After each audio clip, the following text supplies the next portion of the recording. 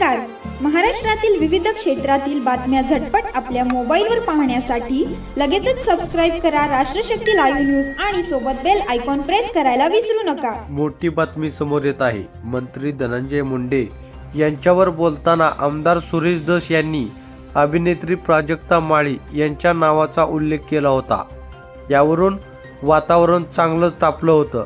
त्यानंतर प्राजक्ता माळी यांनी पत्रकार परिषद घेऊन सुरेश धस यांनी आपली माफी मागावी अशी मागणी केली होती.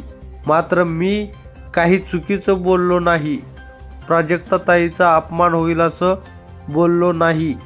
मी माझ्या वक्तव्याचं समर्थन करतो, त्यामुळे माफी मागणार नाही अशी भूमिका यावर सुरेश धस यांनी घेतली होती. मात्र त्यांनी आता प्राजक्ता माळी यांची माफी मागितली आहे. प्राजक्ताताई माळीबाबत माझ्या स्टेटमेंटचा गैरअर्थ निघाला आहे. मला त्यांचा अपमान करायचा नव्हता किंवा त्यांच्या चारित्र्याबाबतीत तर बोलण्याचा विषयच नव्हता. मी प्राजक्ताताई सहित सर्व स्त्रियांबाबत आदर बाळगतो. माझ्या वक्तव्याचा गैरअर्थ निघाल्याने त्यांचे किंवा कोणत्याही स्त्रीचे मन जर दुखावले असेल तर मी प्रामाणिकपणे दिलगिरी व्यक्त करतो.